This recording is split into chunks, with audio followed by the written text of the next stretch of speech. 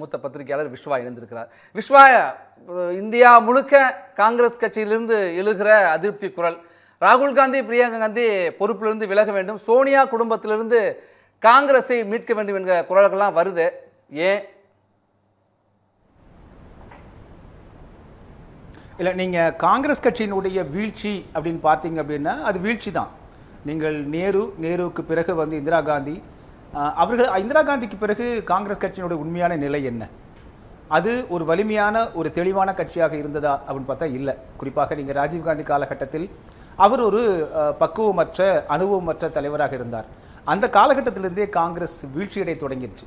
ஆனால் அதே வேளையில் எதிர்க்கட்சிகள் ஒரு வலுவான எதிர்க்கட்சி இல்லாத காரணத்தினால அன்று வேறு வழி இல்லாமல் காங்கிரஸ் தேர்ந்தெடுக்கப்பட்டது. மன்மோகன் சிங் வந்து தொடர்ந்து இருந்தார். சோனியா காந்தி ஒரு நிழல் பிரதமராக இருந்தார். ஆக ஒரு ஒரு ஒரு இந்திய தேசியம் என்கிற அடிப்படையில் முதலில் தொடங்கப்பட்ட கட்சி. முதல்ல அடிப்படையில் காங்கிரஸ் கட்சியினுடைய வீழ்ச்சி எங்கிருந்து உருவாகுதுன்னு வந்து பார்த்தோம் அப்படின்னா, மகாத்மா காந்தி அவர்கள் நடத்திய அந்த காங்கிரஸ் பேரியக்கம் என்பது விடுதலைக்கான பேரியக்கம். அதையே வந்து இந்திய தேசிய காங்கிரஸாக நேரு காங்கிரஸாகவும், இந்திரா காந்தி காங்கிரஸாகவும், ராஜீவ் காந்தி காங்கிரஸாகவும், சோனியா காங்கிரஸாகவும், ராகுல் காங்கிரஸாகவும், பிரியங்கா காங்கிரஸாகவும் எடுத்துக்கொண்டே இத்தனை ஆண்டு காலம் வந்திருக்கிறார்கள் என்பது அதுதான் படிப்படியான அவருடைய வீழ்ச்சிக்கு மிக முக்கிய காரணமாக நாம் பார்க்க வேண்டியிருக்கு. இது நாம் மட்டும் பேசல. நீங்கள் வந்து பார்த்தீங்க அப்படின்னா நிறைய ஆய்வுகள் மேற்கொள்ளப்பட்டன. ஏன் காங்கிரஸ் வந்து வீழ்ச்சி அடைந்தது அப்படின்னு ஆய்வுகள் மேற்கொள்ளப்பட்ட போது எங்கே சுற்றினாலும் திரும்ப வரக்கூடியது வந்து பார்த்தீங்கன்னா நேரு, இந்திரா காந்தி, அதே போல் வந்து சோனியா காந்தி, ராஜீவ் காந்தி, சோனியா காந்தி, இப்படி அவருடைய குடும்பம் என்று தான் வருகிறது. இந்த குடும்ப ஒரு மேலாதிக்கம் இருக்கின்ற காரணத்தினால்தான் வந்து பார்த்தீங்கன்னா நீங்கள் மாநில அளவிலான கட்சிகள் அன்றெல்லாம் நீங்கள் இந்திய தேசியம் என்று ஒற்றையாக இருந்தது. ஒட்டுமொத்த மகாத்மா காந்தி காலத்தில் அப்பொழுது நீங்கள் வந்து மொழிவழி மாநிலங்கள் என்கிற ஒரு அந்த குரல் ஒலிக்கவே இல்லை. ஆனால் அந்த விடுதலைக்கு பிறகு வந்து பார்த்தீங்கன்னா நேரு, அதற்கு பிறகு தொடர்ந்து இவர்கள் குடும்ப ஆதிக்கம் இருந்த காரணத்தினால் கொஞ்சம் கொஞ்சமாக என்னென்னு வந்து பார்த்தீங்கன்னா இந்த ரீஜனல் பார்ட்டிஸ் என்று சொல்லக்கூடிய மாநில அளவிலான மொழிவழி தேசிய இனத்தினுடைய தலைவர்கள் எல்லாம் அவர்களுக்கு காங்கிரஸில் மரியாதை இல்லாத காரணத்தினால் தனித்தனியாக அவர்கள் வந்து அவரவர்கள் மாநிலத்தினுடைய நலனில் வந்து அக்கறை கொள்ள தொடங்கிட்டாங்க. இதுவும் இன்னொரு காரணம். ஆக ஒரு குடும்ப ஒரு தலைமை தொடர்ந்து குடும்ப தலைமையே வந்து மேலாதிக்கம் செய்து கொண்டிருந்தது. அதற்கு பிறகு மொழிவழி தேசிய இனங்கள், ஏன்னா இந்தியா ஒரு பெரிய மொழிவழி தேசிய 32 மொழிவழி தேசிய இனங்களை கொண்ட அதை நீங்கள் ஒரு இந்திய தேசியமாக கட்டமைக்க வேண்டுமே, ஆனால் அவர்களுக்கெல்லாம் உரிய மரியாதை கொடுக்கப்பட்டிருக்க வேண்டும். தலைவர்கள், நிர்வாகிகள் தொடர்ந்து அவர்களுக்கெல்லாம் பங்களிப்பு அளிக்கப்பட்டிருக்க வேண்டும்.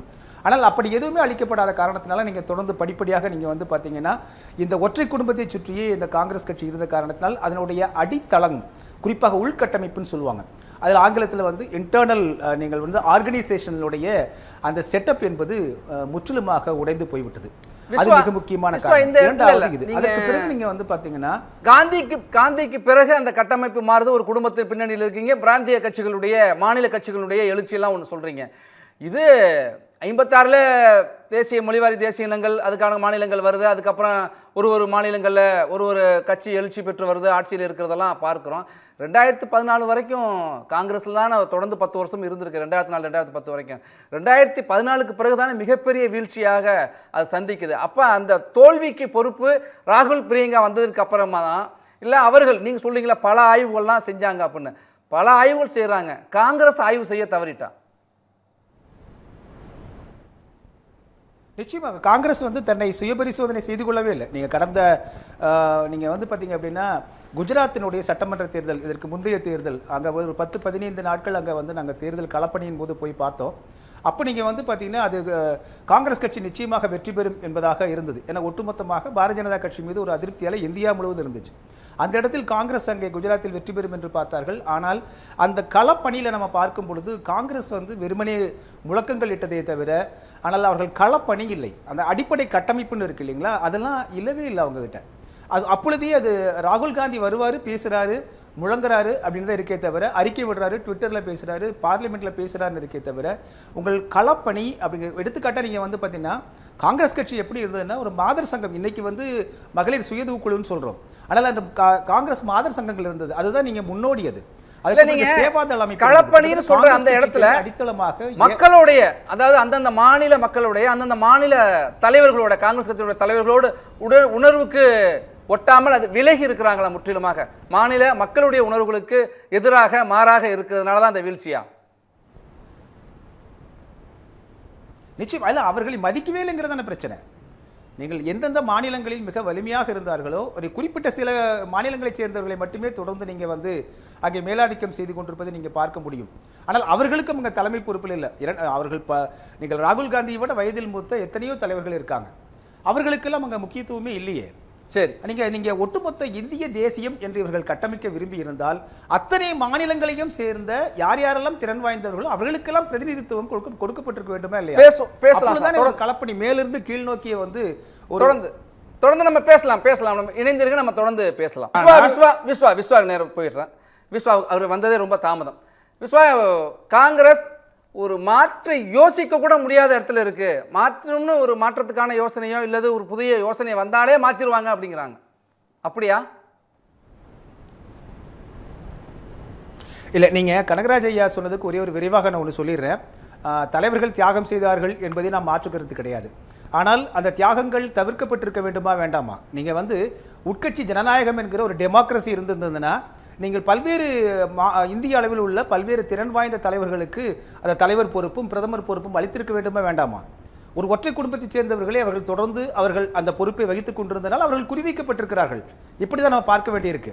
எனவே அது ஒன்று. அடுத்ததாக இந்த உட்கட்சி ஜனநாயகம் என்கிற டெமோக்ரஸி, இன்னைக்கு காங்கிரஸ் கட்சியில் எத்தனை தேர்தல்கள் நடைபெற்றிருக்கின்றன? உட்கட்சி தேர்தல்கள் எத்தனை ஆண்டுகளாக இருக்கின்றன தேர்தல்கள் நடைபெற்று? அது முறையாக நடக்கின்றனவா என்கிற கேள்வியெல்லாம் இருக்கு இல்லைங்களா? ஒரு கட்சி இன்னைக்கு மாவட்ட அளவுல கூட இப்ப நடந்துட்டு தான் இருக்கு. இப்ப தேர்வு போயிட்டு இருக்கு. நான் கேட்கிறேன் இந்திய அளவுலங்க ஐயா, நான் கேட்கிறேன் இந்திய அளவுல நடக்குதுங்க. இந்திய சிடபிள்யூசி மீட்டிங் நடக்குது, அதுல ஓட்டிங் இருக்கு, நடக்குது. அந்த தேர்வுகள் இருக்கு. இல்ல சோனியா சீதாராம் கேசரிக்கு அப்புறம் அதுக்கப்புறம் இருக்கும்போது தானே G23 இருக்கு. கார்கே தேர்ந்தெடுக்கப்பட்டிருக்காரு. கார்கேவும் செயலற்றவரா இருக்கிறாரா? கேள்வி வந்திருக்கு. இல்லங்க, சில கட்சியில 75 வயது வரம்பு வந்து இருக்கு, RSSல இருக்கு. அவங்க என்ன சொல்றாங்க, 75 வயது அடைந்து விட்டால் அவர்கள் ஆட்சியில் எந்த அதிகாரத்திலும் இருக்கக்கூடாதுன்னு இல்லைங்க. பிஜேபியிலேயே வருமில்ல, பிஜேபியிலேயே எல்லா தலைவரும் காங்கிரஸ் முரளி மனோகர் ஜோஷி இருங்க, முரளி மனோகர் ஜோஷிக்கு இருந்தது, LK அத்வானிக்கு இருந்தது, முரளி மனோகர் ஜோஷிக்கு இருந்தது, அவங்களுக்கு இல்லையா? அது இல்ல சார். அதே மாதிரி ஆட்சி இப்ப எல்லாருக்கும் அப்படியே வச்சுக்கீங்க. அப்படி கேட்கலாமா? நம்ம அந்த கட்சி வெற்றி நீங்க என்ன, அது உள்கட்சி, அது உள்கட்சி. புரிஞ்சுங்க, உள்கட்சி ஜனநாயகம் இருக்கான்னு கேக்குறாரு. நீங்க பர்த் சர்டிபிகேட் எடுத்துட்டு போறீங்க. ஏங்க, உள்கட்சி ஜனநாயகம் மற்ற கட்சிகள் எங்களுக்கு பாடம் நடத்த தேவையில்லை. காங்கிரஸ் தலைமை நீங்கள் பாடம் நடத்த தேவையில்லை. இப்ப என்ன எங்களுக்கு தெரியும். கனகராஜ் எங்களை பரிசோதனை செய்து கொள்ளும். அதுதான் கனகராஜ். திரு விஸ்வா சொல்றது அவர் வந்து இந்த கட்சி சார்ந்தவர் அல்ல. காங்கிரஸ் தலைமை போலவே கனகராஜும் பேசுறாருன்னா பார்வையாளர் எடுத்துக்குவாங்க. சொல்லாதீங்க அப்படின்னா உங்க கட்சியோட தலைமையும் அப்படிதான் இருக்கு. யாரும் எதுவும் சொல்லாதீங்க, எத்தனை ஆய்வு பண்ணாலும் நாங்க இப்படியே தான் தோத்துக்கிட்டே இருக்கீங்களா? அவருடைய கருத்துல உள்நோக்கம் இருக்கு. அவர் என்ன சொல்றாரு, ஒரு தியாகத்தை வந்து கொச்சப்படுத்துறாரு. தியாகத்தை தவிர்த்திருக்கலாம். தீவிரவாதிகள் இருங்க, காங்கிரஸ் கட்சி தொடர்ந்து புனிதப்படுத்திய மக்களை ஏமாற்றிக் கொண்டிருக்கிறது. அதுதான் அடிப்படை. உருவாக்கினது யாரு? இவர் சப்போர்ட் பண்றாரு. நிந்திரனாலே உருவாக்கினது யாரு? நான் சொல்றேன் கேளுங்க. என்ன பண்றீங்க? பன்னாலாவை எங்க போய் தேடுறீங்க? ஏங்க இங்க இருக்கக்கூடிய பன்னாலாவை எங்க போய் தேடுறீங்க? பேசுறீங்க நீங்க. ஒரு 20 எம்எல்ஏ பேர் சொல்லுங்க. இருங்க. காங்கிரஸ் கட்சியினுடைய மூத்த தலைவர், உள்துறை அமைச்சரா இருந்தவர், நிதி அமைச்சரா இருந்தவர் ப. சிதம்பரம் அண்மையில இப்ப என்ன சொன்னார் ப்ளூ ஸ்டார் ஆபரேஷன் பத்தி? என்ன சொன்னார் நீங்களே சொல்லுங்க. ஏங்க கேட்டிருக்க மாட்டேன். இருங்க, நான் என்னை பொறுத்தவரையில நான் ஒண்ணு சொல்றேன். திரு விஸ்வா அவர்கள், சகோதரர் விஸ்வா அவர்கள் சொல்லுடைய கருத்து, நிறைவு கருத்தை சேர்த்தே சொல்லிடுறேன். உள்நோக்கம் கொண்ட கருத்தாகத்தான் நான் இங்கு பதிவு செய்ய கடமைப்பட்டிருக்கின்றேன். இல்ல அடுத்தது ஒரே ஒரு ஆன்சர் மட்டும் பண்ணிடுறேன். நீங்க இப்ப காங்கிரஸ் கட்சி பத்தி ஜனநாயகம் இருக்கா இல்லையான்னு யோசிக்கிறதுக்கு முன்னாடி முதல்ல பிஜேபி கட்சியில மாநில அளவிலும் தேசிய அளவிலும் அதிமுகவிலும் பாமகவிலும் ஜனநாயகம் நாங்க பாத்துக்கிறோங்க. நீங்க என்னங்க, உங்களுக்கு எதுக்கு டிபேட்?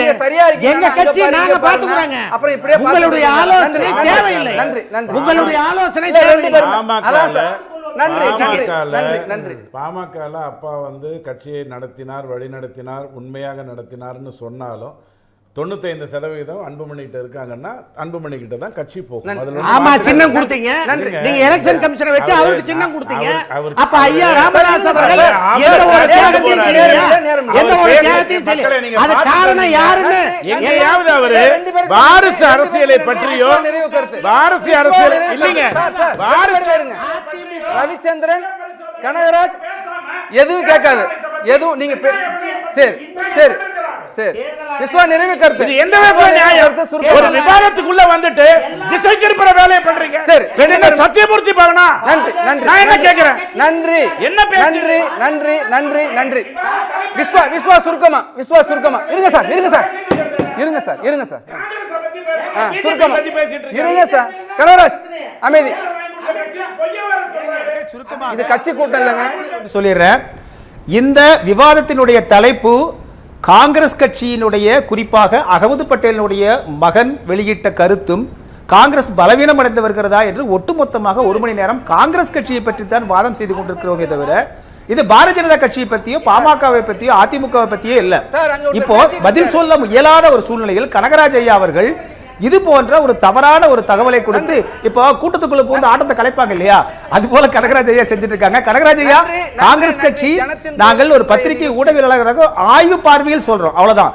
காங்கிரஸ் பலவீனம் அடைந்திருக்கிறது, உட்கட்சி ஜனநாயகம் இல்லை. சென்னையோட புது கோயம்பேடு பக்கத்துல, அதுவும் வண்டலூர்ல அபார்ட்மெண்ட் பிரைஸ்லயே உங்க ட்ரீம் வில்லாவை கட்டுமா? Phase 1 and Phase 2 sold out தொடர்ந்து இப்போ உங்களுக்காக launching G Square Regal Park Phase 3 at Vandalur. Easy கனெக்டிவிட்டிக்கு outer ring road, Vandalur junction and railway station, Kilambakkam bus stand and gateway IT பார்க்குக்கு ரொம்ப பக்கத்துலயும், and 5 minutes from upcoming metro and Tambaram, and just 15 minutes from airport. கூடவே added advantages of 50+ world class amenities இருக்கு, and முக்கியமா அமிர்தா வித்யாலயா ஸ்கூலும் நம்ம கம்யூனிட்டிக்குள்ளேயே இருக்கு. Launching price of villa plot starts from just ₹4,950 per square feet. 200% future appreciation ஓட இருக்கிற opportunity miss பண்ணிராதீங்க. இதை விட better deal chance இல்ல. Call 8939750009.